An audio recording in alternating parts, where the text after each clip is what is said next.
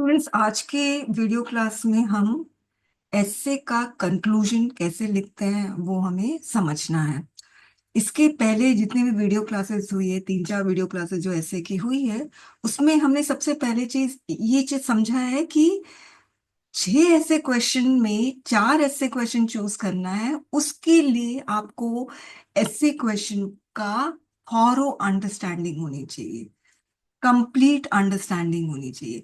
तो आप क्या करेंगे, जब भी ऐसे क्वेश्चन आपको दिखता है उसका हिंदी इंग्लिश दोनों पढ़ो, पहली चीज।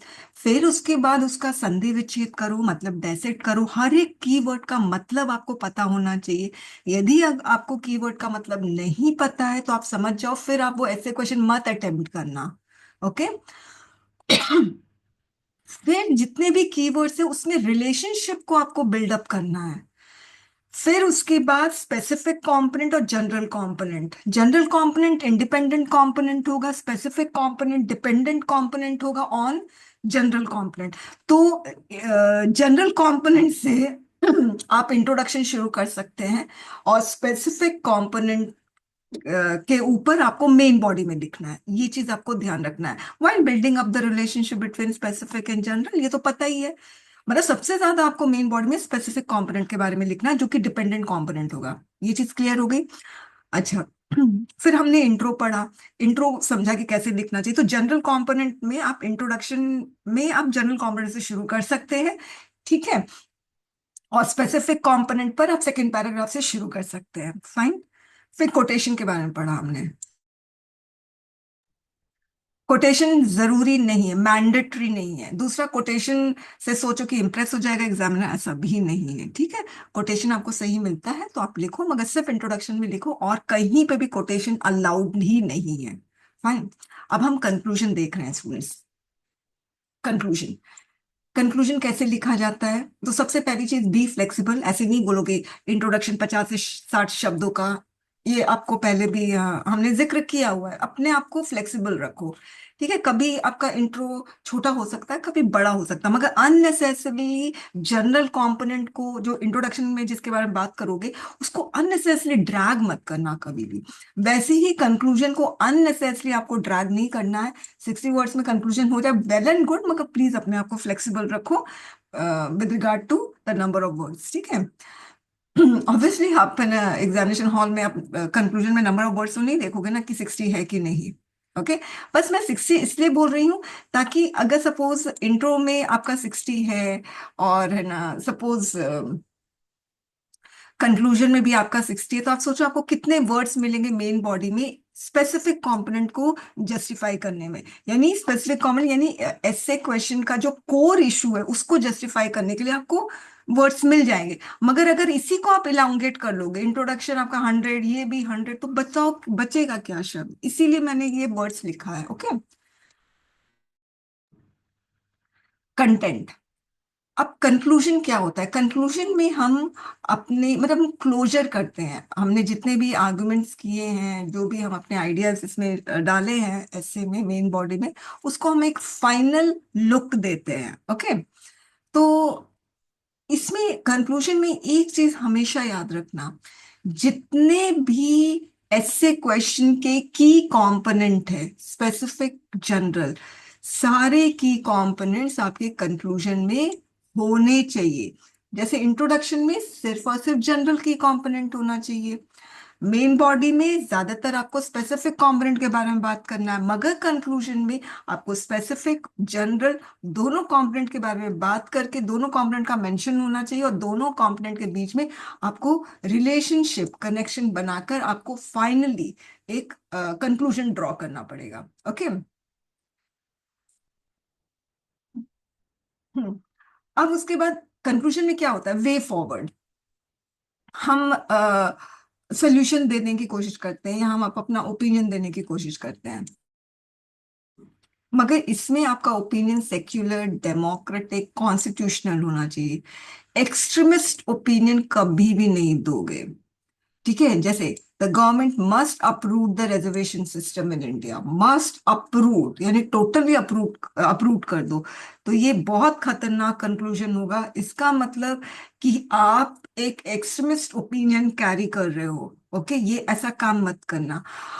ऐसे क्वेश्चन कितना भी पेसिमिस्ट हो, ओके, मगर आपका जो कंक्लूजन होगा वो हमेशा आशावादी ऑप्टिमिस्टिक होना चाहिए।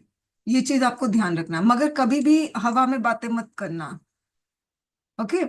जो चीज रेलिवेंट है, जो फीजिबल है, जो हम सोल्यूशन भी जो देते हैं ना, वो फीजिबल होना चाहिए, जो अफोर्ड कर किया जा सकता है इंडियन सिनेरियो में, उसको हम एप्लीकेबल रहे इंडियन सिनेरियो में, ऐसा हमें कंक्लूजन या सोल्यूशन ऐसा देना चाहिए। कभी कोट नहीं दोगे, ठीक है। अब कंक्लूजन जो है ऐसे क्वेश्चन से एकदम रेलिवेंट होना चाहिए, जिसमें आप सारा की कंपोनेंट्स डालोगे। अगर आपने कोई भी की कंपोनेंट मिस कर दिया तो आप समझ जाओ कि आपका कंक्लूजन डिसकनेक्टेड हो जाएगा, ठीक है। अब जैसे ये वाला ऐसे क्वेश्चन है 2018 का, civil wrong emerging from religious bigotry constitutionally punishable. तो इसमें I have reestablished and reaffirmed the link between all the key components. तो रिलीजियस बिगॉट्स जो है वो सिविल रॉन्ग कमिट करते हैं, और ऐसे रिलीजियस बिगॉट्स को हमें पनिश करना चाहिए। तो अनडाउटेडली सच सिविल रॉन्ग्स आ गया ना, सिविल रॉन्ग आ गया, यहाँ पर भी सिविल रॉन्ग आ गया, ओके। फिर बाय द रिलीजियस बिगॉट्स भी आ गया, is not a virtue but a vices. All religion teach love thy neighbor and that it is wrong to harm others. So any violence, murder, or brutality in the name of religion is actually against the religion, and such bigots deserves punishment under constitution, constitutionally punishable। ये वाली भी चीज आपकी आ गई। तो आप देखें, conclusion में आपको सारे कंपोनेंट्स आपको मेंशन करना पड़ेगा, मगर ऐसा नहीं कि ऐसे ही स्कैटर्ड वे में मेंशन करोगे, प्रॉपर एक रिलेशनशिप बिल्डअप करके मेंशन करना है। अब ये वाला देखो, ग्लोबल पीस, ये 2024 का क्वेश्चन है। Global piece and national defence budget, इसका कंक्लूजन देखिए। मिलिट्री स्पेंडिंग आया, तो मिलिट्री स्पेंडिंग किससे कंसर्न है? National defence budget. Towards addressing shared security concerns will reinforce and enhance global stability. Fine, अब मुझे बताओ, इसमें ना एक बहुत भारी मिस्टेक है जो मुझे अभी दिखाई दे रही है। यहां पर लिखा हुआ है ग्लोबल पीस, तो मुझे यहाँ पर ग्लोबल स्टेबिलिटी की जगह अगर मैं ग्लोबल पीस इसमें मेंशन करती, स्टेबिलिटी को हटाकर पीस डाल देती ना, तो ये ज्यादा बेहतर होता, ओके। तो कोशिश करना है कि ये ना आपको की कंपोनेंट ही एज इट इज डालोगे ना, तो बेटर रहेगा, कंक्लूजन पूरा का पूरा कनेक्टेड रहेगा ऐसे क्वेश्चन से। तो मैं इसको चेंज कर दूंगी, स्टेबिलिटी की जगह मैं पीस डाल दूंगी बाद में एडिट करते वक्त, मगर ये चीज आपको ध्यान रखना है। फिर addressing issues terrorism rather than fueling arms race will create more secure and peaceful world। हालांकि मैंने पीस यहाँ पर लगा दिया है, okay, global piece, peaceful world, तो मुझे यहाँ पर चेंज करने की जरूरत नहीं है, यहाँ पर पीसफुल वर्ल्ड हो गया। Therefore, a steadfast political commitment to resolve global issues should become the cornerstone of international relation। इसका मतलब ये है कि जो मिलिट्री स्पेंडिंग है वो एड्रेस होना चाहिए शेयर्ड सिक्योरिटी कंसर्न्स के लिए, टेररिज्म के लिए, ओके। तो ये कंक्लूजन। अब देखो, tribal resistance to colonial rule, ये क्वेश्चन था 2024 का। इसका कंक्लूजन देखो, tribal resistance British rule, fine. फिर मैंने ये दोनों की कंपोनेंट था ऐसे क्वेश्चन, मैंने दोनों की कंपोनेंट यहां पर ला दिया। फिर did not go in when, इसका मतलब did not go in when का मतलब वेस्ट नहीं गया। क्यों? क्योंकि वो है ना, ये जितने भी ट्राइबल रेजिस्टेंट थे उन्होंने क्या एड्रेस किया, या किसके अगेंस्ट वो लोग काम, किसके अगेंस्ट रिवोल्ट की, एक्सप्लॉयटेशन के अगेंस्ट, इनजस्टिस के अगेंस्ट। और उनके जो स्ट्रगल्स थे उनकी वजह से लीगल रिफॉर्म्स हुआ, लैंड प्रोटेक्शन लॉज को इम्प्लीमेंट किया गया, एडमिनिस्ट्रेटिव चेंजेस हुए, ओके। तो इसलिए वेस्ट नहीं गया, तो मैंने दोनों यहाँ पर की कॉम्पोनेंट में लेकर आ गई। Importance of tropical rain forest, preserving tropical rainforest is crucial due to their role। अब इंपॉर्टेंस आ गया ना, biodiversity, climate regulation, supporting indigenous cultures, fine. English in India, deviance और वेरिएंस, कंक्लूजन देखो, this the above instances illustrate English in India is more variant than deviant. दोनों की component आ गया, इंग्लिश भी आ गया, fine. Tribal culture in the age of globalisation, embracing globalisation, globalisation है की कंपोनेंट। ट्राइबल कल्चर है, लेकर आ गई। मगर कैसे कनेक्ट किया? Embracing globalisation with sensitivity allows tribal cultures to navigate modern pressures while preserving and promoting their unique identities. So this is how आप लोगों को अपना कंक्लूजन लिखना है स्टूडेंट्स। अंडरस्टूड? तो ये रहा कंक्लूजन। कंक्लूजन में कभी भी कोई भी कोटेशन नहीं डालोगे आप लोग, कभी भी प्लीज अपने दिमाग से निकाल दो कोटेशन इम्प्रेसेस एग्जामिनर। ओके, अब हम मेन बॉडी की बात करते हैं।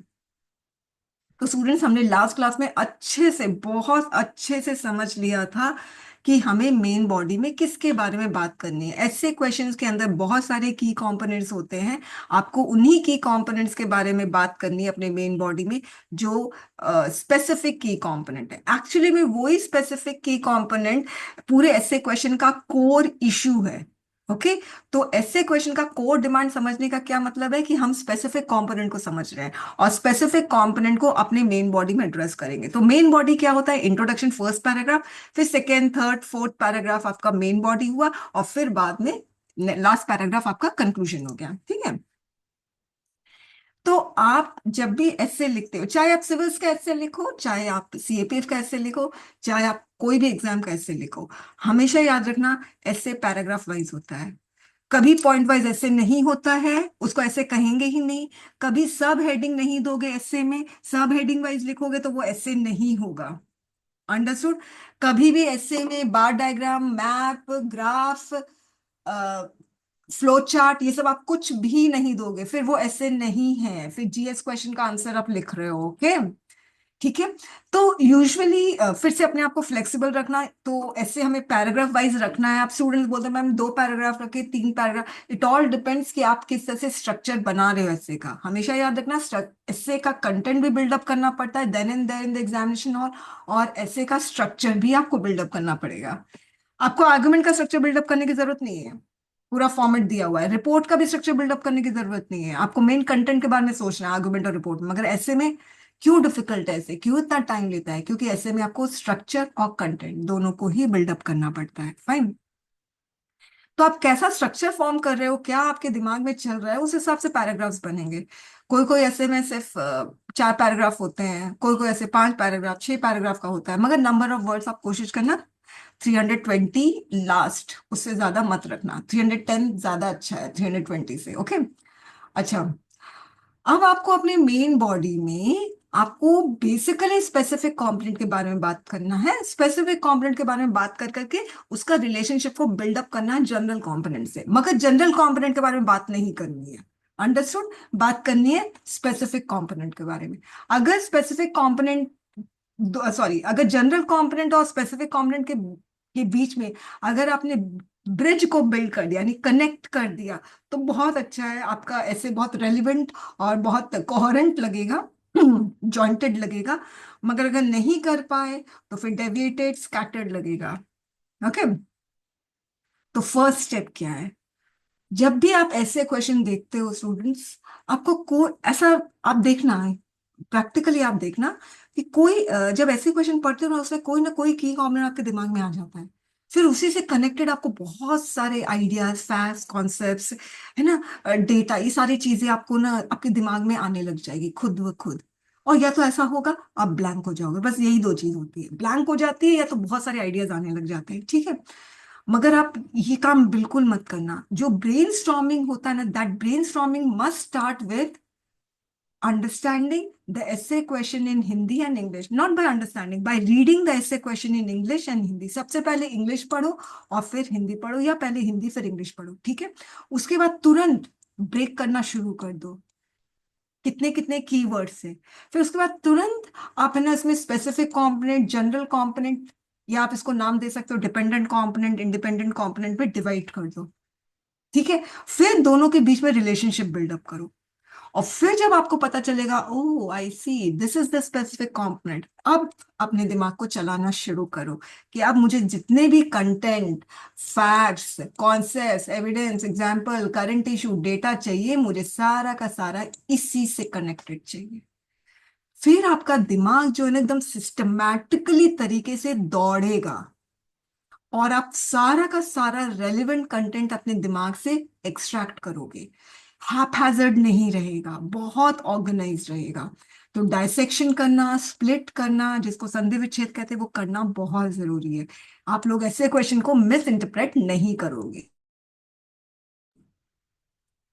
अब सेकंड स्टेप। अब देखिए, मुझे, देखिए आप लोग ड्राफ्ट तैयार करना चाहते हो तो करो, कोई कोई करता है, कोई कोई नहीं करता है। प्रेसी में तो आप लोग को ड्राफ्ट तैयार करना पड़ेगा, मगर ऐसे क्वेश्चन में इट ऑल डिपेंड्स। ठीक है, मैं जब ऐसे क्वेश्चन का आंसर लिखती हूँ तो मेरे को तो ड्राफ्ट तैयार करना ही पड़ता है, मेरा फाइनल ऐसे बस लिखा हो गया ऐसा नहीं होता है। और दूसरी चीज है, मैं तो खैर बहुत रिसर्च वर्क करती हूँ, मेरे पास गूगल है, मैं थोड़ी एग्जाम दे रही हूँ। तो आप समझे, मगर जब आप एग्जामिनेशन हॉल में बैठे हो, आपको कहीं से कोई मदद नहीं है, आप अपने दिमाग की ही मदद ले रहे हो, राइट? तो ऐसे में अगर अभी आपको पता नहीं चलेगा, मगर जब आप ऐसे काम प्रैक्टिस शुरू करेंगे तो आपको खुद पता चल जाएगा कि आप ड्राफ्ट बनाना आपके लिए, ड्राफ्ट बनाकर आप ऐसे लिखते हो तो ज्यादा आसान है, या फाइनल ऐसे ऐसे ही लिख देते हैं, वो डिपेंड करता है। ठीक है, वो अपना अपना मर्जी है। अच्छा, अब जब आपको पता चल गया कि ये स्पेसिफिक कंपोनेंट है, उससे से कनेक्टेड मुझे कंटेंट अपने दिमाग से निकालना है, ओके, तो फिर आप क्या करोगे? आप एक ड्राफ्ट तैयार करोगे। ड्राफ्ट बहुत इलेबोरेट नहीं होगा, ओके? इलेबोरेट ड्राफ्ट नहीं तैयार करना, आपको 15 से 17 मिनट में एक ऐसे क्वेश्चन का आंसर आपको फिनिश करना है। तो ड्राफ्ट इलेबोरेट नहीं होगा, बस की पॉइंट्स होंगे। जैसे स्पेसिफिक कंपोनेंट के बारे में आपको मेन बॉडी में बात करना है, तो आपको अगर 3 आइडियाज मिलते हैं उससे कनेक्टेड, तो आप 3 पैराग्राफ बनाओ, 1, 2, 3, फाइन। अब जैसे ये है, ensuring social justice is a human right, ये क्वेश्चन 2020 का है, बहुत टफ क्वेश्चन था, मेरी टीम ने इस पे ऐसे बनाया, अच्छा ऐसे नहीं बनाया था, कई बार हमने इसको, मैंने कहा अच्छा नहीं है, इसमें ये चेंजेस लाओ, फिर से लेकर आए, फाइनली 10 10 बार बनाकर मैंने बोला अब मैं ही इस पे ऐसे लिखती हूँ, तो फाइनली ऐसे फिर मैंने ही लिखा था, ओके। तो बहुत डिफिकल्ट लगा था इस पे ऐसे लिखना, मगर जब मैंने ड्राफ्ट तैयार किया इसका, मैंने सिर्फ 3 पीसेज ऑफ कंटेंट लिया। अगर मैं बोल रही हूँ ensuring social justice is a human right, सबसे पहले आप लोग इसमें मुझे बताइए कि इसमें स्पेसिफिक कंपोनेंट कौन सा है और जनरल कंपोनेंट कौन सा है। एनीबडी? स्पेसिफिक और जनरल, मैसेज के थ्रू या माइक के थ्रू? Ma'am social justice general component हो गया। Okay, social justice general component, और specific? Ensuring human right. Ensuring human right, मतलब देखो, एक आपका इंश्योरिंग, एक सोशल जस्टिस, एक ह्यूमन राइट है। Yes, ensuring social justice as a human right.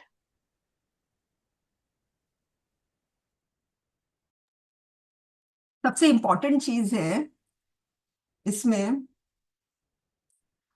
Divyanshu ने लिखा ensuring social justice specific component human right general component. ठीक है, ओके। खुद सोचो आप लोग, अगर आपको सबसे पहली चीज है ना, चलिए ह्यूमन राइट, अगर हम डिसाइड करते हैं कौन सा जनरल कंपोनेंट कौन सा स्पेसिफिक कंपोनेंट है, तो आप पहले ये डिसाइड करो किसके बारे में आप इंडिपेंडेंटली लिख सकते हो। यस मैम, ह्यूमन राइट ही होगा जनरल हाँ, कंपोनेंट। ह्यूमन राइट के बारे में आप इंडिपेंडेंटली लिख सकते हो, ओके। उसका एक पार्ट सोशल जस्टिस हो सकता है, मगर जैसे आप सोशल जस्टिस के बारे में लिखोगे तो उसका, वो ह्यूमन राइट पे डिपेंडेंट होगा, पहली चीज, ओके, गॉट इट। तो ये स्पेसिफिक कंपोनेंट, तो आपको इसके बारे में लिखना है, इंश्योरिंग सोशल जस्टिस। अब पता है ये क्वेश्चन क्यों डिफिकल्ट हो गया? मेरी टीम इस पर नहीं काम कर पा रही थी, क्योंकि एक क्वेश्चन उठता है कि किसके लिए हम सोशल जस्टिस इंश्योर कर रहे हैं, किसके लिए? सभी को सोशल जस्टिस की जरूरत है ना, ऐसा तो नहीं है कि कोई प्रिविलेज बैकग्राउंड को सोशल जस्टिस की जरूरत है, अंडर प्रिविलेज बैकग्राउंड वाले को नहीं है, सभी को जरूरत है, जो भी इंसान है, इनफैक्ट जो हर एक स्पीशीज को सोशल जस्टिस की जरूरत है, राइट? तो इसका ना एक्सपेंस बहुत बड़ा हो गया था, और 300 वर्ड्स में हम इसको जस्टिफाई नहीं कर पा रहे थे, और हमें पता चल रहा था हमें इसी के बारे में लिखना है। तो फिर मैंने क्या किया, मैंने 3 पीसेज ऑफ कंटेंट लिया। सोशल जस्टिस पुअर पीपल को चाहिए, उनका ये ह्यूमन राइट है। स्टेटलेस इंडिविजुअल्स को चाहिए, उनका ये ह्यूमन राइट है। स्टेटलेस इंडिविजुअल्स का मतलब जो रेफ्यूजीज होते हैं, जिनको कोई भी अपना सिटीजनशिप नहीं देना चाहता है, ओके, रोहिंग्यास, फाइन, कोई भी उनको अपना अपने सिटीजनशिप नहीं देना चाहता है, कोई भी कंट्री, ऐसे बहुत है। फिर LGBTQ, मैंने सिर्फ ये 3 लिया, हालांकि सबको जरूरत है सोशल जस्टिस की, सबका ये ह्यूमन राइट है, राइट, मगर मैंने ये सिर्फ 3 लिया क्योंकि मुझे 300 वर्ड्स में लिखना था। अब मैंने क्या किया, पुअर पीपल का एक पैराग्राफ, स्टेटलेस इंडिविजुअल्स का एक पैराग्राफ, LGBTQ का एक पैराग्राफ, फाइन। तो अगर आप ऐसे करोगे ना तो बहुत सही रहेगा। वरना तो जो मैंने लिखा हुआ है ना कि कोई कोई स्टूडेंट्स को लगता है कि सब कुछ इंक्लूड करो, सब कुछ, तो आप लोग को समझ में आना चाहिए कि मेरे दिमाग की भी सीमा है, मेरे मुझे UPSC ने भी सीमा में निर्धारित किया हुआ है, तो मैं सब कुछ नहीं लिख सकता। अगर कोई ऐसे सब कुछ लिखेगा तो आपका ऐसे कैसे लगेगा, एक जंगल की तरह ओवरग्रोन विथ वर्ड्स। वाकई में मैंने ऐसे ऐसे बहुत इवेलुएट किए हैं, जंगल की तरह। ओके, अब मैं ये वाला ऐसे आपके साथ शेयर कर रही हूँ। मुझे पता है ह्यूमन राइट जनरल कंपोनेंट है, तो मैं यहाँ पर अगर बता दूं ह्यूमन राइट के बारे में तो बेटर रहेगा, मुझे याद नहीं मैंने बताया है कि नहीं, मगर देखते हैं। Every human being is valuable and equal, therefore ought to be accorded the highest respect and care. This concept of human dignity can only be sustained if humans have, हाँ मैंने लिखा है human right के बारे में, if humans have equal rights to the societal goods and services without any discrimination on any ground। कोई भी discrimination नहीं होना चाहिए। दिस फंडामेंटल ह्यूमन राइट, तो ये जनरल कंपोनेंट, तो मैंने क्या किया, जनरल कंपोनेंट के बारे में मैंने इंट्रोडक्शन में ही लिख ला के बात खत्म कर दी। अब मैं ह्यूमन राइट को कहीं पे भी एक्सप्लेन नहीं करूंगी। Understood? Captures the notion of social justice, तो मैंने ह्यूमन राइट और सोशल जस्टिस में यहां पर कनेक्शन भी बिल्डअप कर दिया। That promotes equity and inclusion of all in the society. फिर मैंने लिखा social justice which is inherent human right is witnessing the trend of regression. अब मैंने सेकेंड पैरा से, अब मुझे स्पेसिफिक कॉम्पोनेंट के बारे में बात करना है, तो ऑब्वियसली मैंने पूरा का पूरा ऐसे क्वेश्चन को इस सेकेंड पैराग्राफ में एक्सपोज कर दिया। मैं फर्स्ट में नहीं कर सकती, अगर फर्स्ट पैराग्राफ में करना भी है इंट्रोडक्टरी पैरा में, तो आप सेकेंड लाइन थर्ड लाइन से करो, फर्स्ट लाइन से बिल्कुल मत करना। Its root cause is the existence of extreme poverty, तो मैंने पुअर पीपल के बारे में पूरा इसी पैराग्राफ में बता दिया। अब जब मैं पुअर पीपल के बारे में बता रही हूँ तो मैं कहीं पे और किसी के बारे में बात नहीं कर रही हूँ। poverty, फिर barely sufficient for survival, making them deprived of even basic amenities. 50% of Indian population owns only itna country's wealth. This shows deprivation of social justice with regard to distribution of societal resources. फिर अब मैं यहाँ पर stateless individuals के बारे में बात कर रही हूँ। Internal conflicts and Wars have also robbed of 12 million stateless individuals of their basic rights. अब मैं ह्यूमन राइट्स के बारे में बात नहीं कर रही हूँ, मैं सिर्फ मेंशन कर रही हूँ। एंड आर दस victims of social justice, right नहीं मिल रहा है, obviously victims of social justice. ठीक है, तो मैंने ना वेस्ट एशिया के बारे में बता दिया, म्यांमार के बारे में बता दिया, बात खत्म। ठीक है, अब मैं फिर LGBTQ के बारे में बता रही हूँ, इसके बारे में बात किया, बात खत्म। फिर मैंने एक और सोशल जस्टिस के बारे में यहाँ पे बात की, vulnerable section deprived of basic health care need and shelter, access to health care facilities is a matter of life and death and ensuring its, यहाँ होगा its equity make it a human right. ठीक है, अब उसके बाद मैंने यहाँ पे कंक्लूड कर दिया। अब जब मैं कंक्लूड करूंगी तो मुझे ध्यान रखना है, मुझे ह्यूमन राइट्स और कहीं पे सोशल जस्टिस लेकर आना है। ये रहा सोशल जस्टिस, ये दो की कंपोनेंट है जो मुझे मेंशन करना बहुत जरूरी है, मगर ऐसे ही नहीं मेंशन करना, logically. To ensure equal opportunities to work, मनरेगा वाज लॉन्च बाय गवर्नमेंट। ये वाला Supreme Court recognise the rights of third gender. Okay, but social justice goes beyond laws. Social justice both realizes and values human rights to have equal access to state resources, contributes to nation's growth. Fine. अब आपको क्या करना है, ऐसे बस इस तरह से आप तैयार कर लो कि आपके दिमाग में और कुछ भी नहीं आए, सिर्फ 3 pieces of content, allot each content to each para, बस। मतलब आपको कोई परेशानी नहीं होगी, बहुत स्मूथली, चाहे आप बहुत अच्छा भी नहीं लिखो मगर फिर भी आपका कंटेंट ऑर्गेनाइज्ड होगा, बहुत रिच कंटेंट भी नहीं लिख पाओगे फिर भी आपका ऑर्गेनाइज्ड होगा। ओके, ये चीज ध्यान रखना। देखिए हमेशा हम कोई ऐसे, अब तो मैं AI यूज करूंगी, हमको AI तो नहीं है वहां पे बैठे बैठे सारा चीज हमें मिल जाएगा, नहीं, ह्यूमन बीइंग है।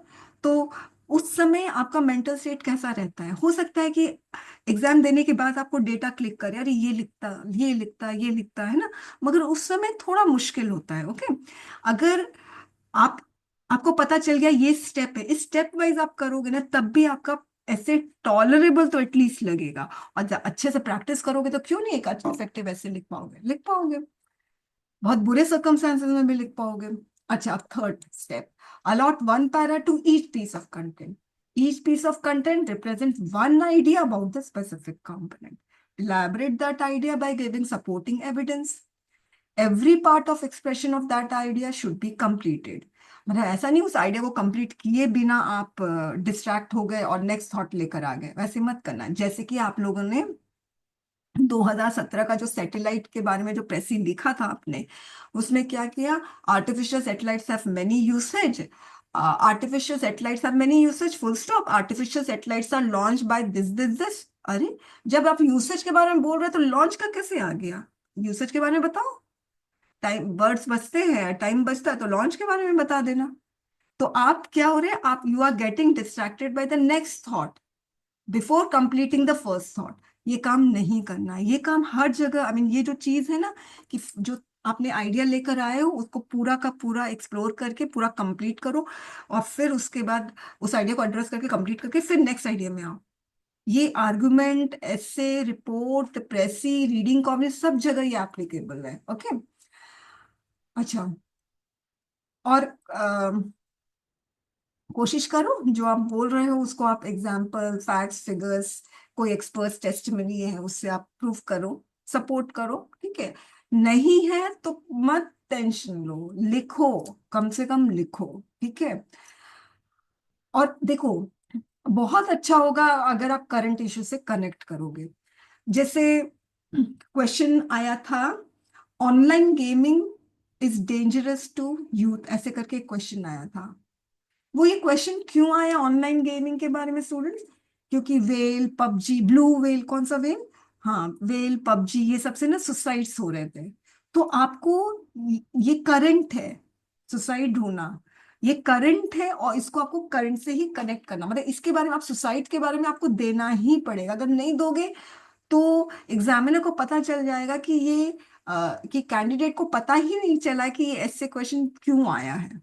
ओके, कोशिश करो, नहीं कर पा रहे हो कोई प्रॉब्लम नहीं, नहीं याद आ रहा है करंट इशू, नो प्रॉब्लम। ठीक है, तो करंट का रखोगे तो कंटेंट आपका रिच होगा, वेटी होगा, अथॉरिटेटिव भी होगा। एक चीज ध्यान रखना, अब स्टूडेंट्स यूजुअली जब विमेन लेबर फोर्स का क्वेश्चन आता है, तो विमेन लेबर फोर्स का जब भी क्वेश्चन आएगा कि विमेन का पार्टिसिपेशन, वर्क फोर्स में विमेन का पार्टिसिपेशन, ऐसे करके कोई क्वेश्चन आता है तो, ठीक है, तो यूजुअली ना उसमें बहुत डेटा आते हैं। जैसे कि रूरल वुमेन का वर्कफोर्स में पार्टिसिपेशन, अर्बन वुमेन का वर्कफोर्स में पार्टिसिपेशन। ठीक है, फिर डेटा होगा कि कौन सा मतलब कौन से सेक्टर में, सर्विस सेक्टर में, मैन्युफैक्चरिंग सेक्टर में ज्यादा विमेन है, ओके, एग्रीकल्चर सेक्टर में ज्यादा विमेन है। फाइन, तो डेटा बहुत ज्यादा होगा, मगर मत देना ज्यादा डेटा, मत देना ज्यादा एग्जाम्पल, बस एक डेटा दो कि इतने विमेन हैं और इनका जो वर्क फोर्स में पार्टिसिपेशन ऑल इन ऑल वो इतना है, बस एक ही डेटा दो। मैंने देखा है स्टूडेंट्स को ऐसा डेटा देते हुए, रूरल वुमेन, अर्बन वुमेन, कौन से सेक्टर में, बहुत प्रॉब्लम है। ओके, यानी आप बताना चाह रहे हो कि आपको कितना आता है, आप एग्जामिनर को ये बता रहे नहीं, मगर आपको क्या बताना है, आपको ऐसे क्वेश्चन के डिमांड को फुलफिल करना। तो बहुत डेटा देकर ऐसा नहीं है कि आप ऐसे क्वेश्चन का डिमांड को फुलफिल कर पाओगे। ओके, तो हमने क्या बात की, एक आइडिया लिया, जैसे सोशल जस्टिस, पुअर पीपल के बारे में बताए, एक पैराग्राफ दे दिया। फिर सेकंड हम आ गए स्टेटलेस इंडिविजुअल्स के बारे में, उसके लिए हमने एक और पैराग्राफ दे दिया। ओके, तो अलग अलग पैराग्राफ, तो कितना सिस्टमैटिक और कितना ऑर्गेनाइज रहता है। पता है, जब मैं ऐसे चेक करती हूँ, वैलिडेट करती हूँ, जब मुझे ऐसा ऑर्गेनाइज ऐसे मिलता है, आप बिलीव नहीं करोगे, मुझे मिनिमम मुझे 15 मिनट तो लगते ही हैं एक ऐसे में। ठीक है, 15 मिनट समझने में ही, मतलब, तो अगर बहुत अच्छा ऐसे होता है ना, तो 15 मिनट में इतना स्मूथली, राइटिंग भी अगर अच्छी हो, एकदम बहुत अच्छे से चेक होता है, और अच्छे ऐसे में भी फीडबैक दिया जाता है। ठीक है, और अगर खराब ऐसे होती है, डिसऑर्गेनाइज ऐसे होती है, तो मुझे आधा घंटा तो लगता है। अगर राइटिंग खराब है बाप रे मत पूछो, फिर बहुत ज्यादा टाइम लग जाता है। तो आप ये सोच सकते हो कि एग्जामिनर का क्या मतलब, अगर आप खराब राइटिंग में लिखोगे, बहुत डिसऑर्गेनाइज ऐसे लिखोगे, तो एग्जामिनर कितना इरिटेट होगा। वो देखेगा यार कितना मेरा ये वक्त बर्बाद कर रहा है। ओके, आप समझे? अच्छा ऐसे कम टाइम में इवैल्यूएशन हो जाता है, खराब ऐसे, इनफेक्टिव ऐसे बहुत ज्यादा वक्त लेता है। और मेरा बहुत ज्यादा वक्त लेता है, मुझे क्यों लगता है? क्योंकि मुझे फीडबैक देना पड़ता है ताकि मैं नेक्स्ट ऐसे में इंप्रूवमेंट देखूं, राइट? एग्जामिनर को ये सब काम नहीं करना है। एग्जामिनर पढ़ेगा पढ़ेगा, हाँ ठीक है, मार्क्स नहीं देगा। डिसऑर्गेनाइज्ड ऐसे में याद रखना, ऐसे ऑर्गेनाइज्ड है मगर डेटा नहीं है, करंट का कुछ नहीं है, फिर भी आपको मार्क्स मिलेगा अगर रेलिवेंट है। जो भी आपने लिखा है रेलिवेंट लिखा है, ऑर्गेनाइज लिखा है, मगर फैक्ट्स नहीं है, एविडेंस नहीं है, कुछ नहीं है, सिंपल प्लेन है, तब भी आपको एग्जामिनर मार्क्स देगा। मगर डिसऑर्गेनाइज्ड है, भरपूर कंटेंट है और रेलिवेंट भी है, मगर भरपूर है मगर डिसऑर्गेनाइज है, पूरा स्कैटर्ड है, आपको मार्क्स नहीं मिलेंगे। तो आपका फिलहाल मेन मकसद ये होना चाहिए कि मैं ऑर्गेनाइज ऐसे लिखूं और रेलिवेंट ऐसे लिखूं। अभी ये मत बोलना मैम मेरे को तो डेटा ही याद नहीं आ रहा है। अभी ये चीज मेरे लिए बहुत इंपॉर्टेंट नहीं है। क्या इंपॉर्टेंट है आपके लिए भी? Organise and relevant. रेलिवेंट का मतलब स्पेसिफिक कंपोनेंट के बारे में बात करना, फाइन। अच्छा, अब जैसे role of Indian army in nation building, ये 2019 का है, इसके बारे में हम बात करते हैं। Fine? तो ये हम पहले बात कर चुके हैं। रोल यहाँ पर स्पेसिफिक कंपोनेंट, हमने बात कर लिया पहले वाले वीडियो क्लासेस में। रोल यहाँ पर स्पेसिफिक कंपोनेंट है students. Nation building general component है, ये भी जनरल कंपोनेंट। आपको रोल के बारे में पढ़ना है, किसका रोल? Indian army. ये क्यों जनरल कंपोनेंट है? ये इंडिपेंडेंटली आप नेशन बिल्डिंग के बारे में बात कर सकते हो, मगर जब आप रोल के बारे में बात करोगे तो ये डिपेंडेंट है। किसका रोल? इंडियन आर्मी का। किस में? नेशन बिल्डिंग में। अंडरस्टूड? तो इसीलिए अगर आप इंडियन आर्मी के बारे में बात करोगे तो वो भी आप इंडिपेंडेंटली बात कर सकते हो, तो ये भी जनरल है। मगर इसके बारे में बात करोगे तो आप इंडिपेंडेंटली नहीं बात कर पाओगे, ये डिपेंडेंट कंपोनेंट हो गया, दैट इज स्पेसिफिक कंपोनेंट। तो मुझे रोल के बारे में बात करना है, तो मैंने क्या किया, मैंने पहले नेशन बिल्डिंग के बारे में इधर पे बात कर दी, बात खत्म। मैंने इस ऐसे क्वेश्चन का इस की कंपोनेंट को अपने इंट्रोडक्शन में एड्रेस कर दिया। अब मुझे इसके बारे में एज सच कोई बात नहीं करनी, मेरा काम यहाँ पे खत्म हो गया। ओके, अब मैं यहाँ पर मैं बात करूंगी, ये बहुत अच्छे से ऑर्गेनाइज, एनीवेज। हाँ, अब मैं इसके बारे में बात करूंगी, किसके बारे में? रोल के बारे में, क्योंकि मुझे सेकेंड पैरा में मुझे स्पेसिफिक कंपोनेंट को एड्रेस करना है। अगर मैं सेकंड पैरा में नहीं एड्रेस करती हूँ ना, तो फिर मेरे पास से आगे वर्ड्स ही नहीं बचेंगे। ओके, तो ensuring security of India Indian army है, ठीक है। और इंडियन आर्मी का क्या रोल है? उसने, इंडियन आर्मी ने जूनागढ़, हैदराबाद, गोवा, सिक्किम को इंटीग्रेट किया इंडिया से। ओके, तो इससे इंडियन आर्मी ने क्या किया? इंडिया का सोवरेनिटी को प्रोटेक्ट किया, और 1965 में भी प्रोटेक्ट किया, 1971 में। और जो इंडियन सिटीजन थे, उनको इवैक्यूएट किया वॉर जोन से, इराक, लेबनान, इजिप्ट, लिबिया, येमन, यूक्रेन। तो ये नेशन बिल्डिंग के लिए है। उसके बाद आर्मी इंटरनल सिक्योरिटी में भी इन्वॉल्व रहती है, Jammu and Kashmir, north east states, फिर गुजरात, हरियाणा में जो राइट्स हुए हैं, फिर वो military and intensive role in disaster relief में, ठीक है। स्पोर्ट्स में भी brought laurels to the country. Okay, सिर्फ मैं रोल के बारे में बात कर रही हूँ। अब आप देख रहे हो कहीं नेशन बिल्डिंग एज सच नहीं आ रहा है, फाइन।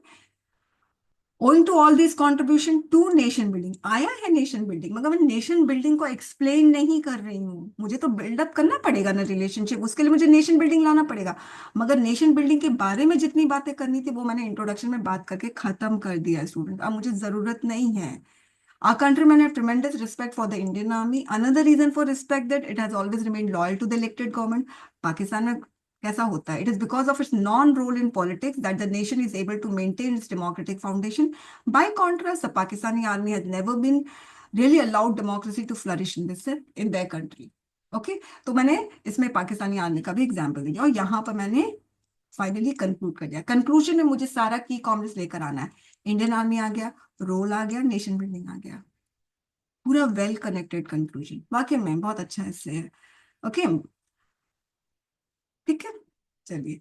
अब उसके बाद यहाँ पे पूरा अब ये वाला ये एक और क्वेश्चन है प्लैनेट अर्थ का।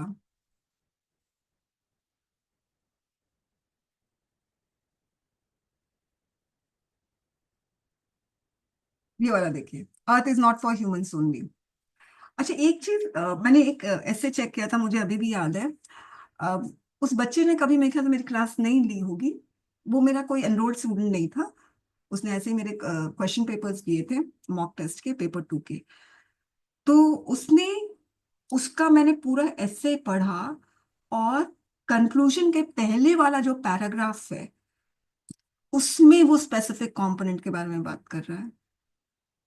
अब सोचिए, मतलब वो पूरा 2 पेज तक सिर्फ जनरल कंपोनेंट के बारे में बात किया है। और मैं पूरा 2 पेज तक ढूंढ रही हूँ उसने ऐसे क्वेश्चन के डिमांड को कहाँ फुलफिल किया, कहाँ कोर इश्यू को एड्रेस किया है। पूरा 2 पेज पढ़ लिया, और फिर थर्ड पेज में कंक्लूजन और एक और पैराग्राफ था। वहां पर कंक्लूजन के पहले वाले पैराग्राफ में उसने स्पेसिफिक कंपोनेंट को एड्रेस किया, उसको मैंने 0 दिया। और 0 देने का मैंने उसको रीजन भी बता दिया, देखो इसलिए तुम्हें 0 मिला है। जिसके बारे में तुमको सबसे ज्यादा बात करनी थी उसी के बारे में तुमने बहुत कम बात की है, और जिसके बारे में तुम्हें कम बात करनी थी उसके बारे में आपने बहुत ज्यादा बात की है। तो ये गलती कभी भी मत करना। ओके, गिवन द फैक्ट आप ये क्लास ले रहे हो। ओके, अब earth is not for humans only, ये वाला क्वेश्चन है। तो इसमें बेसिकली आप किसके बारे में बात करोगे, बताइए। आप इसमें इसको संधि विच्छेद करो, general component, specific component, anybody.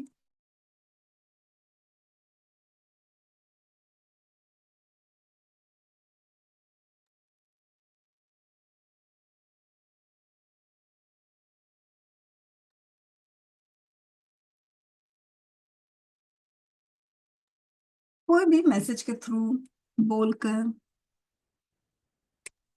Ma'am, earth is general component and humans specific content. और ये नॉट का, नॉट कितना इंपॉर्टेंट है, ये कहाँ जाएगा। यस। नॉट के बारे में बताओ मुझे। नॉट। मैं इससे कनेक्ट करूं नॉट को कि इससे कनेक्ट करूं, बस इतना बताओ, बताइए। नॉट को अर्थ से कनेक्ट करूं कि नॉट को ह्यूमन से कनेक्ट करूं। मैम, अर्थ मैम से। ह्यूमन से, ह्यूमन से मैम। देखिए, अर्थ को हम लोग है ना, अर्थ नॉट नहीं करेंगे हम लोग, नॉट ह्यूमंस, यानी ह्यूमंस को हम यहाँ पर नेगेटिवली ले रहे हैं ना, कि अर्थ को ले रहे हैं, मुझे ये बताइए मनीष। ह्यूमन को ले रहे हैं कि अर्थ को ले रहे हैं, नेगेटिव मैम, को ले रहे हैं। Ma'am humans. ह्यूमंस को ले रहे हैं ना। यस हम मैम। बोल रहे हैं, ह्यूमंस को बोल रहे हैं कि तुम्हारे लिए नहीं है ये पृथ्वी, सिर्फ तुम्हारे लिए नहीं है। तो हम नेगेटिव जो जिसके लिए ले रहे हैं उसी के साथ आएगा। तो बेसिकली ये है, हमें हर जगह बताना है अपने पैराग्राफ में कि ये पृथ्वी ह्यूमंस के लिए नहीं है। तो ऑब्वियसली अर्थ के बारे में मुझे जो भी बताना है मैं यहाँ पे बता दूंगी इंट्रोडक्शन में। ठीक है, तो देखते हैं हमने वैसे किया है कि नहीं। वैसे तो मैं ऐसे ही यही वाला फॉलो करती हूँ रूल अपने हर एस्से में। अ प्लैनेट द अर्थ, देखो मैंने अर्थ से शुरू किया क्योंकि जनरल कंपोनेंट है, is home to an incredible diversity of living organism and humans make up. ये हो गया कि अर्थ में बहुत सारे स्पीशीज रहते हैं, और ह्यूमंस जो है सिर्फ इतना ही है, 0.01%। एज रिवील्ड, ह्यूमन जो है बहुत इनसिग्निफिकेंट क्रीचर्स है इस प्लैनेट में, बट डेंजरसली बहुत डोमिनेंट है। ओके, अभी तक मैं ऐसे क्वेश्चन को एक्सपोज नहीं किया है, मैंने ह्यूमंस का सिर्फ परसेंटेज बताया, कितना परसेंटेज ह्यूमंस है, उनका डोमिनेंस कैसे, इनका इसका एविडेंस कैसे मिलता है उनका डोमिनेंस का, कि humans consume most of the resources of the earth. यानी सबसे कम है धरती में, और सबसे ज्यादा रिसोर्सेज का जो खपत है, जो कंजम्पशन है, वो सबसे ज्यादा ह्यूमन ही करते हैं। इतना ज्यादा करते हैं कि दूसरे स्पीशीज के लिए कुछ बचता ही नहीं है। Resultantly other species who have right to live on earth are facing extinction. अब यहां पर इससे मैंने इनडायरेक्टली तो बता दिया कि ये पृथ्वी को मतलब ह्यूमंस को लगता है ये पृथ्वी इन्हीं के लिए है, क्योंकि कम परसेंटेज ज्यादा रिसोर्सेज कंज्यूम कर रहे हैं। ओके, तो अब यहाँ पर मैंने यूएन के बारे में बताया, एक रिपोर्ट के बारे में बताया कि बायोडाइवर्सिटी डिक्लाइन कर रहा है और एक्सटिंक्शन हो रहा है। 1 million out of 8 million species on earth ये एक्सटिंक्ट हो रहा है। और ये एक्चुअली ये क्वेश्चन क्यों आया था, 6th मेजर मास एक्सटिंक्शन का।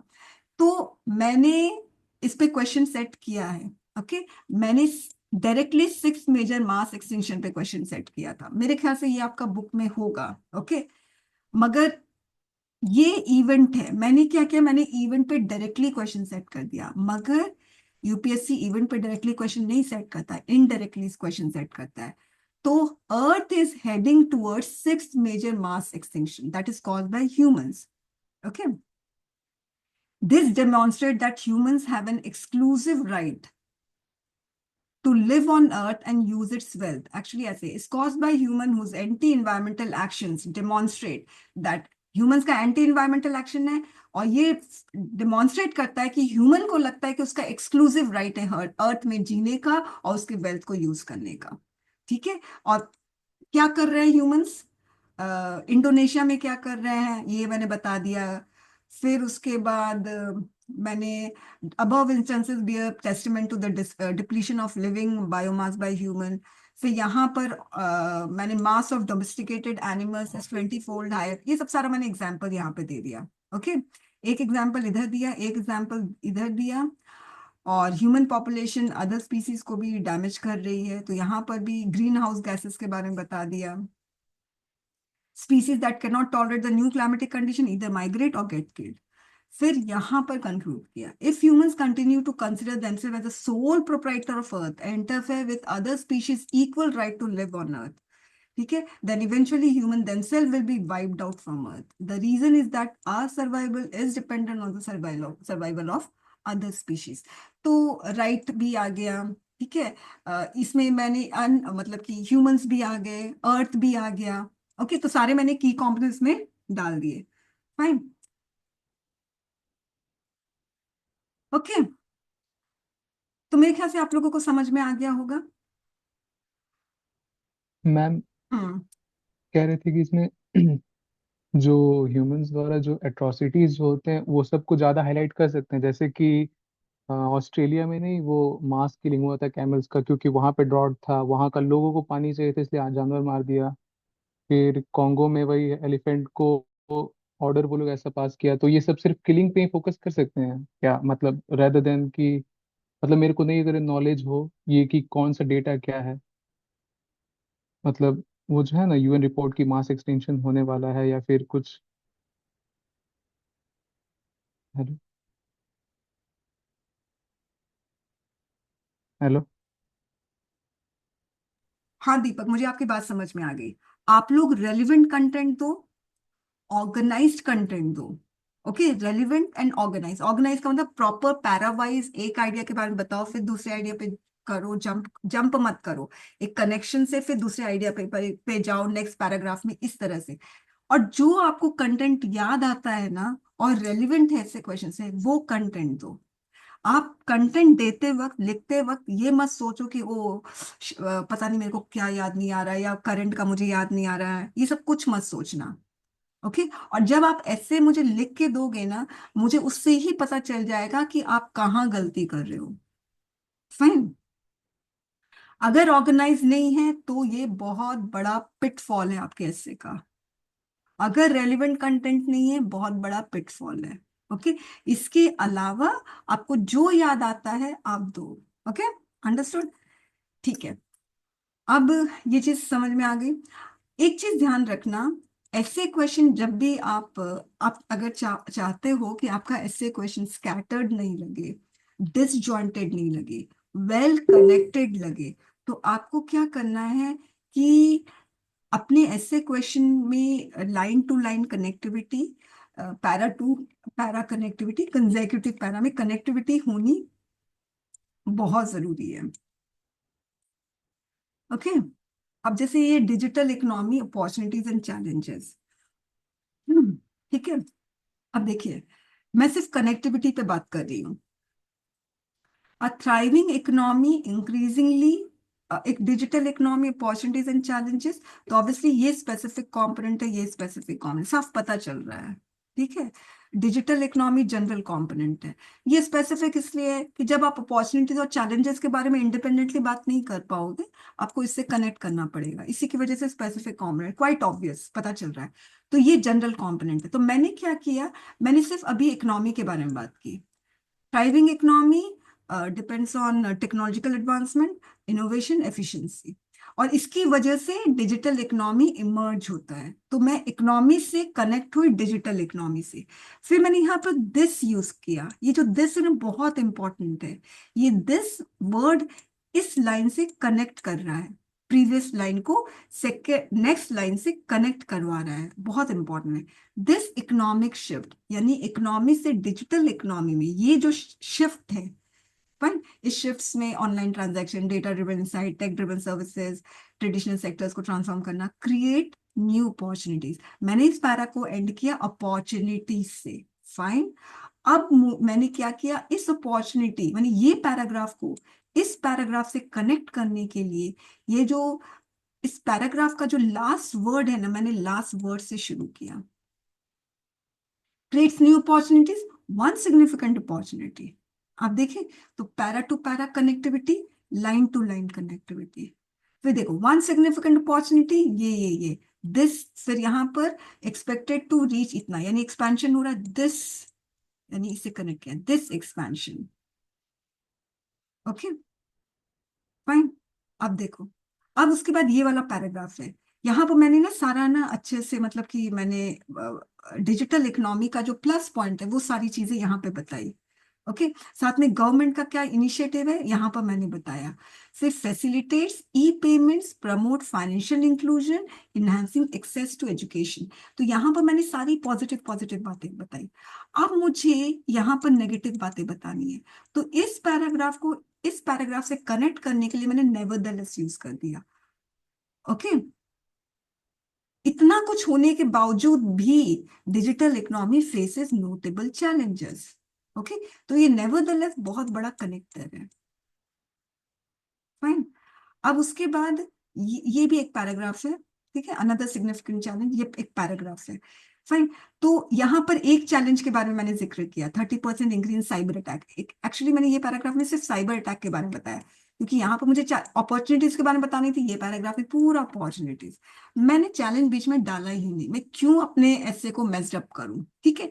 अब उसके बाद मैं नेक्स्ट पैराग्राफ में चैलेंज के बारे में बताया, यहाँ पर मैंने साइबर अटैक्स के बारे में बताया।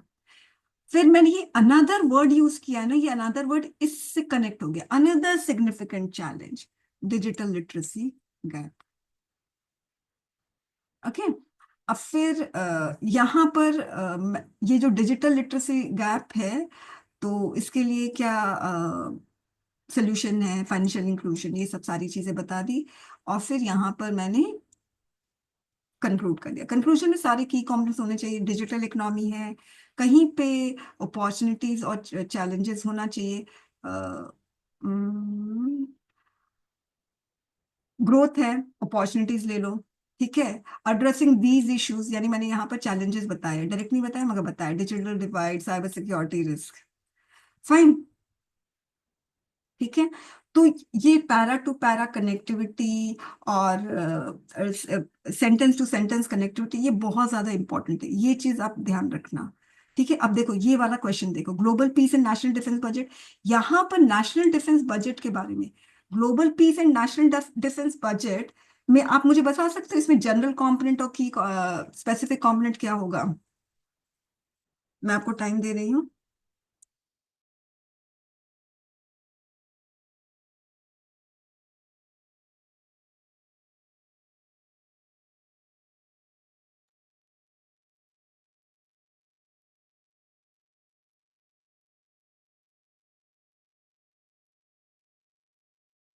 मैम बोलिए।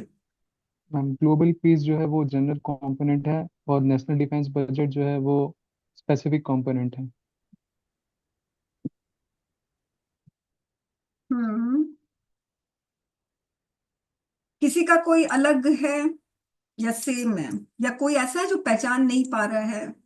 मुझे बताइए, कोई पहचान नहीं पा रहा है, मुश्किल हो रही है, ये बताएंगे आप लोग? वैसे भी स्टूडेंट्स कम हैं।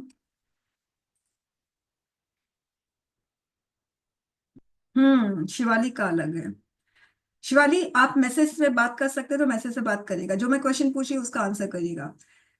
दीपक ने बोला ग्लोबल पीस जनरल कंपोनेंट है और national defence budget specific component है। शिवाली बोल रही है कि उल्टा, ठीक है, कि नेशनल डिफेंस जनरल कंपोनेंट है, global piece specific component. Shivali, message के थ्रू यस और नो, आप किसके बारे में, अभी तो यस और नो नहीं आएगा, आप किसके बारे में इंडिपेंडेंटली बात कर सकते हैं? ग्लोबल पीस के बारे में इंडिपेंडेंटली बात कर सकते हैं कि नेशनल डिफेंस बजट के बारे में इंडिपेंडेंटली बात कर सकते हैं?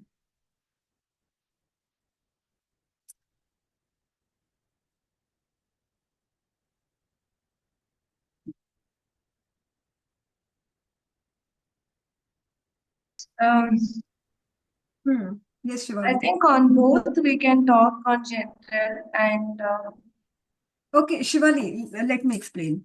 When you talk about global peace, then will you relate it to national defense budget, or can you talk about global peace independently without connecting to national defense budget? Or will it be important for you to connect global peace with national defense budget? मतलब जब आप global piece के बारे में बताओगे तो क्या जरूरी है उसको नेशनल डिफेंस बजट से कनेक्ट करके बताना? क्या आप इंडिपेंडेंटली ग्लोबल पीस के बारे में सिर्फ बता नहीं सकते हो? क्यों ना हम ग्लोबल पीस के बारे में बताएं, ऐसे फर्स्ट वर्ल्ड वॉर हुआ, second world war, Congo war, तो पता नहीं क्या क्या वॉर, अभी रशिया यूक्रेन, इजराइल गाजा, तो हमें ना पीस की जरूरत है। ठीक है, टेररिज्म भी पीस हैम्पर कर रहा है। तो ना बहुत बहुत सारा बता सकते हो ना, उसमें एक पार्ट नेशनल डिफेंस बजट के बारे में आ जाएगा। यस और नो? yes, sir. ठीक है, आप ग्लोबल पीस के बारे में बहुत कुछ बता सकते हो और इसमें एक छोटा सा नेशनल डिफेंस बजट आ जाएगा, मगर अगर नेशनल डिफेंस बजट नहीं भी आया तब भी ग्लोबल पीस के बारे में आप जो भी बताओगे ना, that will be complete thought.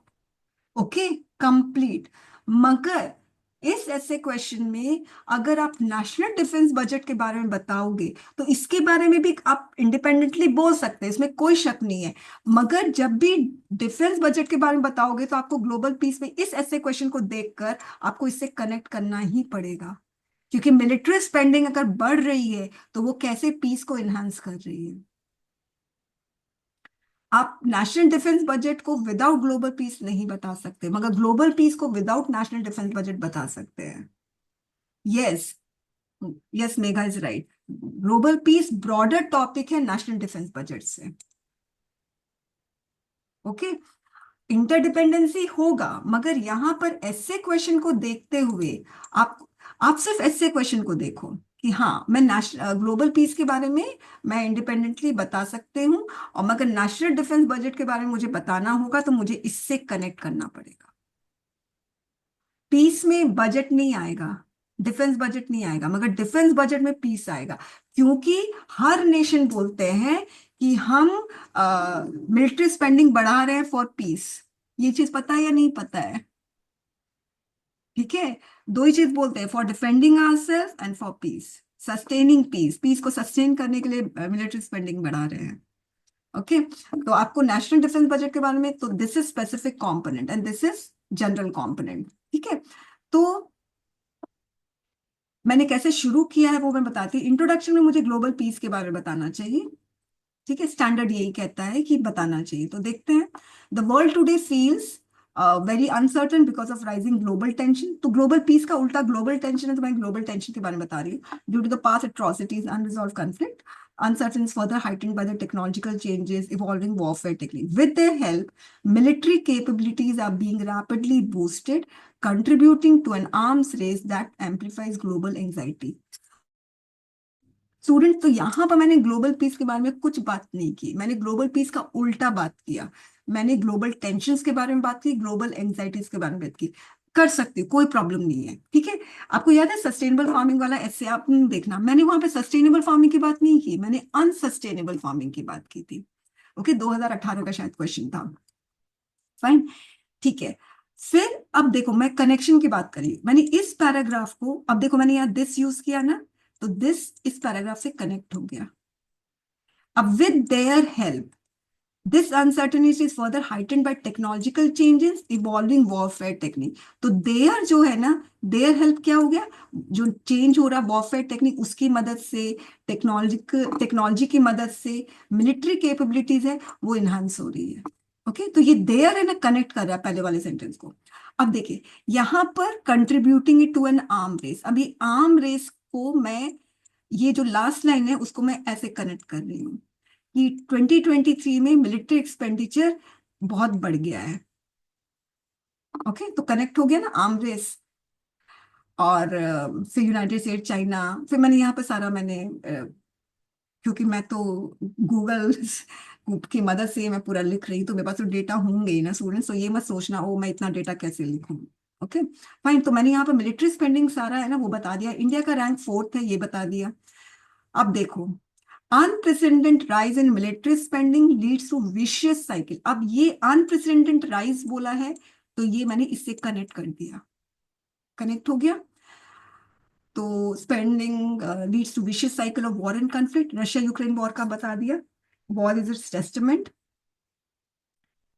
Okay, all three have significantly increase है। अब ये रशिया यूक्रेन वॉर में क्या हुआ है, ठीक है, नाटो ने भी अपना मिलिट्री स्पेंडिंग इंक्रीज कर दिया, यूक्रेन ने भी कर दिया, रशिया ने भी कर दिया। ओके, फिर जो नेबरिंग कंट्रीज है पोलैंड, उसने भी अपना इंक्रीज कर दिया, उसको रशिया से थ्रेटन फील हो रहा है। तो नेशन क्या कर रहे हैं, अपने मिलिट्री बिल्डअप को प्रायोरिटाइज कर रहे हैं और less emphasis on peaceful solution. अगर अब यहाँ पे पैरा चेंज होना चाहिए, बट ये पैरा चेंज होना चाहिए, बट तो बट से मैंने इस पैरा को इस पैरा से चेंज कर दिया, but by diverting funds from military spending towards addressing shared insecurities, climate change, terrorism, nation can promote peace. अब मैं यहाँ पर पीस के बारे में बताई, कोई प्रॉब्लम नहीं है, जनरल कॉम्पोनेंट है ना, पीस के बारे में क्या बताना है, पीस का मतलब पीस होता है ना। मैंने यहाँ पर टेंशन के बारे में बता दिया, तो टेंशन की वजह से मिलिट्री एक्सपेंडिचर हाई हो रहे हैं, मगर मिलिट्री एक्सपेंडिचर को डाइवर्ट करना चाहिए to promote peace. Okay, mutual understanding. तो अगर कोलैबोरेट करते हैं नेशंस ग्लोबल इशू के लिए, तो ये सब होगा, ये सब होगा, फिर मैंने एंड कर दिया। तो अब आप देख रहे हैं, अगर आप बोलोगे कि मेरे पास डेटा कहाँ है, डेटा यहीं पर है। अगर मैंने कुछ सिर्फ 2 पीसेस ऑफ डेटा दिया, आपको पता है, पहला मिलिट्री स्पेंडिंग के बारे में बता दिया, दूसरा रशिया यूक्रेन वॉर, उसके अलावा अगर देखा जाए तो मैंने कुछ बात नहीं किया, मैंने सिर्फ यहाँ पर फिलॉसफी झाड़ी है। अगर सब प्रमोट पीस, पीस को प्रमोट करेंगे, अपने मिलिट्री स्पेंडिंग को डाइवर्ट कर देंगे टू प्रमोट पीस, तो ये सारा फिलॉसफी है, सारे कंट्रीज कोलैबोरेट करें ग्लोबल इशू को एड्रेस करने के लिए, तो क्रॉस बॉर्डर टेंशन रिड्यूस हो जाएगा, ग्लोबल सिक्योरिटी ट्रस्ट होगा, तो ये सारा फिलॉसफी है, यहाँ पर कोई डेटा नहीं है। तो आप देखोगे ना यहाँ पर अगर इसमें कोई वैसा कोई मैसिव सा कंटेंट नहीं है, कोई नहीं, कुछ नहीं है, तो मगर ये क्या है, ऑर्गेनाइज्ड है। फाइन, इसमें कितने पैराग्राफ्स है, 1 पैराग्राफ, 2 पैराग्राफ, 3, और यहाँ पर एक और पैराग्राफ होगा, 4 पैराग्राफ, और ये last redirecting military spending towards addressing, ये कंक्लूड कर दिया। अंडरस्टूड? तो ये कनेक्शन जो मैं आपको बोल रही हूँ ना, कनेक्शन इज वेरी इंपॉर्टेंट, बहुत ज्यादा है, ठीक है। एनीवेज, अब मैं इसमें आ रही हूँ, अब हम standard guidelines for essay writing. तो स्टैंडर्ड गाइडलाइंस में आपका कनेक्शन वाला आएगा, ग्रामर वाला जब हम पढ़ेंगे इसमें ग्रामर वाला आएगा, तो इसमें भी ग्रामेटिकल एक रूल है एस्से राइटिंग का, वो है कनेक्शन स्टैब्लिश करना, सेंटेंस टू सेंटेंस और पैरा टू पैरा, इसलिए मैंने ये पहले ही समझा दिया है। अब हम स्टैंडर्ड गाइडलाइंस के बारे में बात करेंगे